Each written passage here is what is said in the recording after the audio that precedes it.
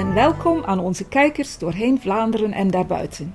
Dit is In het Echt, de wekelijkse webcast die een visie op de wereld om ons heen biedt vanuit het perspectief van een creatief en rationeel christelijk geloof. Deze week hebben we nieuwe muziek van de Amerikaanse singer-songwriter Austin Miedema. Verder hebben we een gebed met beelden van de natuur.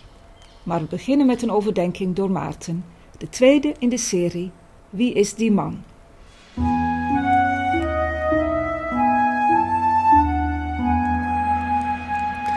Wie is voor jou de slimste persoon die ooit heeft geleefd?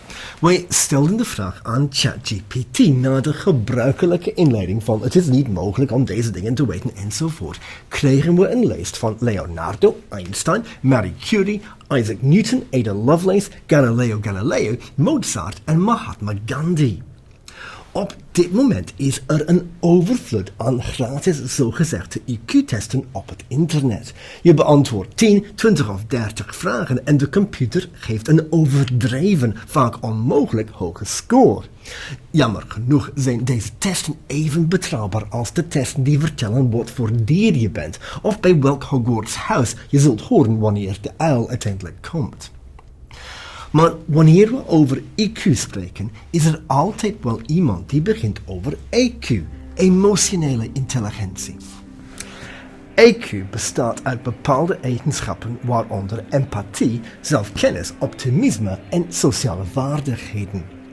We kennen allemaal het stereotype van een Sheldon Cooper van Big Bang Theorie, die super slim is qua wiskunde en fysica, maar sociaal zwaar gehandicapt is. Als je ChatGPT vraagt om een lijst van emotioneel intelligente mensen, zie je opnieuw Gandhi verschijnen, maar ook Martin Luther King, Jane Goodall, Nelson Mandela, Abraham Lincoln en Desmond Tutu. Toch kennen we allemaal mensen die niet per se vriendelijk zijn en die niet in de beste halve procent zitten voor wiskunde, maar die toch duidelijk heel slim zijn. Ze hebben een snel inzichtvol antwoord zonder zich te moeten voorbereiden. Het was hierom dat Oscar Wilde, Voltaire, Groucho Marx en Dorothy Parker bekend stonden. Als je die vraag zou stellen in de middeleeuwen of aan moslims van vandaag, zou een van de antwoorden Salomo zijn. Salomo of Suleiman wordt vereerd onder Joden, christenen en moslims wegens zijn macht, zijn koningschap en vooral zijn wijsheid. Er wordt verteld dat er eens 2 prostituees bij hem kwamen met een klein kind. De ene zegt, we kregen allebei een baby. Op een nacht werd ik wakker en zag ik dat mijn kindje overleden was. Maar toen ik keek, zag ik dat het kind van de andere vrouw was. Zij had ze verwisseld nadat haar baby overleden was. Nee, zegt de andere vrouw, ik ben de moeder van het levende kind, die vrouw liegt. Salomo dacht na en beval dan een soldaat om een zwaard te nemen, het kind in tweeën te hakken en aan elk van de vrouwen een half kind te geven. Onmiddellijk riep de ene vrouw uit, nee, doe dat niet, geef het kind aan de ander. Nee, zegt de andere vrouw, dat is eerlijk, laat hem het kind in tweeën hakken. Toen zei Salomo, geef het kind aan de eerste vrouw. Zij is de echte moeder. Dit verslag toont dat Salomo enorm veel inzicht had. Hij had veel emotionele intelligentie en inzicht in mensen. Maar vind je het niet ook een beetje wreed? Is dat misschien nodig in een vorst? We hoorden ook zulke verhalen over Julius Caesar en Napoleon, die ook allebei een superslimme leider waren. Maar ik wil nu een ander verhaal bekijken, niet van Salomo, maar van Jezus. We vinden het in het Johannes-evangelie in de Bijbel. Toen brachten de schriftgeleerden en de farizeeën een vrouw naar hem toe, die op overspel betrapt was. Ze zetten haar in het midden en zeiden tegen Jezus, leraar, deze vrouw is op heterdaad op overspel betrapt. Mozes heeft ons in de wet bevolen dat zo'n vrouw gestenigd moet worden. Wat vindt u? Ze zeiden dit om hem op de proef te stellen, om iets te hebben waarvan ze hem zouden kunnen beschuldigen. Maar Jezus boog zich voorover en schreef met zijn vinger op de grond. Toen ze bleven doorvragen, ging hij rechtop zitten en zei hij tegen hen: wie van jullie heeft nog nooit gezondigd? Laat die persoon de eerste steen naar haar gooien. Hij boog zich opnieuw voorover en schreef op de grond.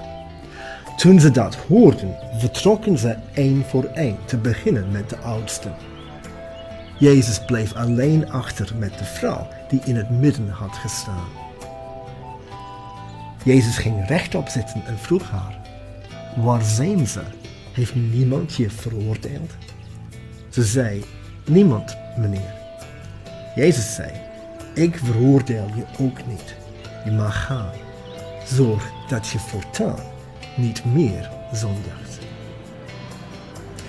Dit is niet het enige voorbeeld van een slim antwoord van Jezus. We hebben ook: de Sabbat is voor de mens gemaakt, niet de mens voor de Sabbat. En geef dan aan de keizer wat van de keizer is en aan God wat van God is. Dit antwoord oversteekt niet alleen de slimme opmerkingen van Oscar Wilde, het politieke inzicht van Salomo en Napoleon en de creatieve combinatie van twee verschillende concepten van Leonardo, maar toont ook een compassie die veel dieper gaat dan we gewend zijn. Jezus' tegenstanders gebruikten deze truc om hem in een onmogelijke positie te brengen. Als hij de vrouw zou vrijspreken, dan zou dat betekenen dat hij overspel had toegelaten. Maar als hij haar zou laten stenigen, dan zou hij voortaan bekend staan als de leraar die een jonge vrouw liet stenigen. Je mag er ook zeker van zijn dat de Romeinse autoriteiten verwittigd zouden worden. Executies mochten niet door de Joden zelf worden uitgevoerd. En als Jezus zou worden aangewezen als de opdrachtgever, dan had hij gearresteerd kunnen worden voor moord. Het was een slim bedachte valstrik en ze hebben waarschijnlijk lang gezocht naar de juiste gelegenheid. Jezus was nu aan zet en er waren verschillende mogelijkheden. Hij had kunnen vragen: hoe kan het dat jullie een vrouw op overspel betrapt hebben, maar geen man? Voor zoiets heb je 2 mensen nodig. Slim, maar geen antwoord op de vraag. Hij had kunnen zeggen: jullie zijn wetsleraars, beslis het zelf maar. Maar dan zou hij mede verantwoordelijk worden voor hun veroordeling.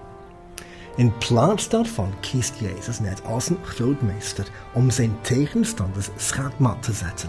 Een oplossing die hen dwingt om zichzelf te beoordelen. Als je ooit live bent geïnterviewd op radio of tv, weet je dat het enorm moeilijk is om een gepast antwoord te geven op een onverwachte strikvraag. Veel politieke carrières zijn beëindigd tijdens zo'n interview. Ik bewonder deze reactie van Jezus. Het is het slimste wat ik ooit heb gehoord. Maar ik bewonder het nog meer omdat zijn bedoeling was niet zijn carrière te redden, maar het leven van een vrouw die hij niet kende. Als Jezus ga je gang had gezegd, zou zijn carrière waarschijnlijk hebben overleefd, maar de vrouw niet. Hij nam wat in zekere zin een enorm risico was om haar te redden. Wat als iemand in de groep absoluut geen zelfkennis had en toch een steen zou oppakken? En nog erger, geweld leidt tot geweld. Zijn tegenstanders wisten zeker dat eenmaal er met stenen wordt gegooid, het gemakkelijk is de menigte te overtuigen om ermee door te gaan. Het is een korte stap van stenig haar, zij is een overspeelster, naar stenig hem. Hij beweert dat hij Gods zoon is. Voor mij staat Jezus duidelijk op de lijst van de slimste mensen, de emotioneel meest begaafden en de beste in het geven van een snel en gepast antwoord. Maar bovenal is duidelijk dat hij bereid was om zijn leven op het spel te zetten voor mensen die hij niet kende, die al door de maatschappij waren afgeschreven en die niet voldeden aan zijn morele standaard. Een man die bereid was om alles te geven voor anderen. Alles.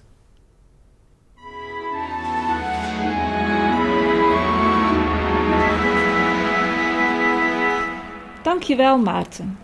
Wanneer we Jezus niet meer van ver bewonderen, maar in ons leven hebben uitgenodigd, dan hebben we het voorrecht gekregen om God rechtstreeks te mogen benaderen. Daarom nam Rita ook deze week weer een gebed op. Voel je vrij om mee te bidden en te genieten van de winterse beelden die zijn opgenomen door Christina. Heer, ik las dat iemand van de dokter te horen kreeg dat hij ernstig ziek was. Maar de dokter gaf hem ook de raad om voortaan elke dag te beginnen met het opsommen van minstens 3 dingen waarvoor hij dankbaar was. En, indien hij gelovig was, om ook God te danken, want dankbaarheid bevordert de genezing en het opent de deur om ook uw hulp te ontvangen. Vader, in Psalm 50 vraagt u nadrukkelijk om dankbaar te zijn tegenover u, ongeacht de omstandigheden. Ik lees: dit is het offer dat ik van jullie vraag. Ik wil jullie dankbaarheid. En iets verder wordt dit herhaald. Roep mij om hulp als jullie in moeilijkheden zitten.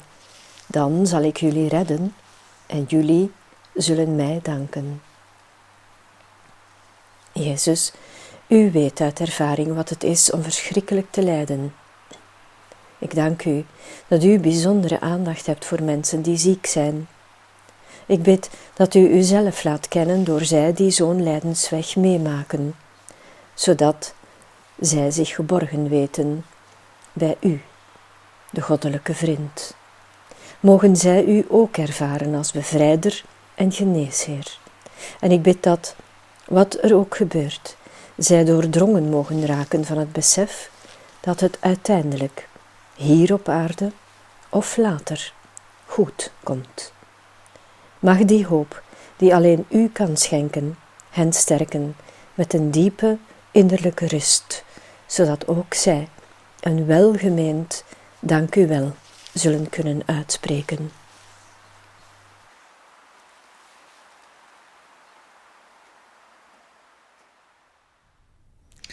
Dankjewel Rita en Christina.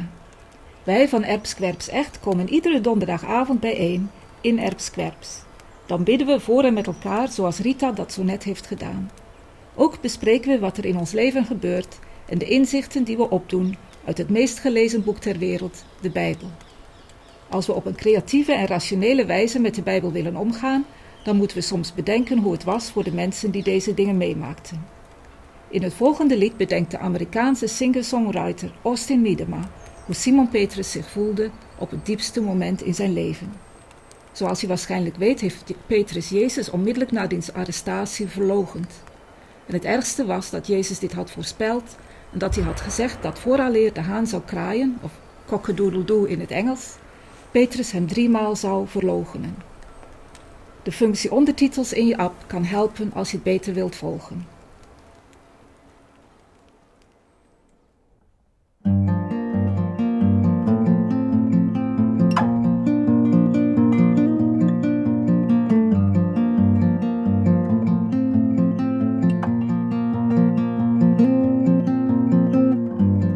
If I were you, I'd have faith to stay afloat in this storm. If I were you, I wouldn't be afraid to hide in here and keep warm. But I'm not you, so how can you expect me to do the things that you do? And I won't rise again if they put me on the cross beside you. So cock-a-doodle-doo. If I were you, I'd know when to draw my sword. If I were you, I wouldn't have to. If I were you, I'd know good from evil and enemies from friends. If I were you, I'd know how this night would end. But I'm not you, so how can you expect me to do the things that you do? And I won't rise again if they put me on the cross beside you. So cock-a-doodle-doo. I just figured that you knew my limitations, and that you take them into consideration. Now could you shut that bloody rooster up? I can't stand his cries, 'cause I'm not ready to see the light. I'm not ready to see the light. I'm not ready to see the light. So cock-a-doodle-doo.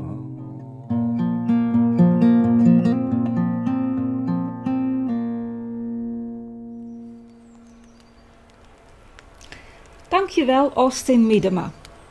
Als je wil reageren op iets dat in deze video is gezegd, dan kun je hieronder een opmerking plaatsen of mailen naar contact@erps-kwerpsecht.org of whatsappen naar 0474 398867.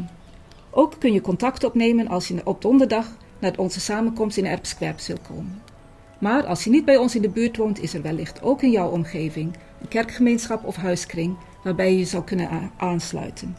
Daarnaar kun je zoeken op de kaart die je ziet verschijnen en die ook te vinden is op de website van Arpe op arpe.be.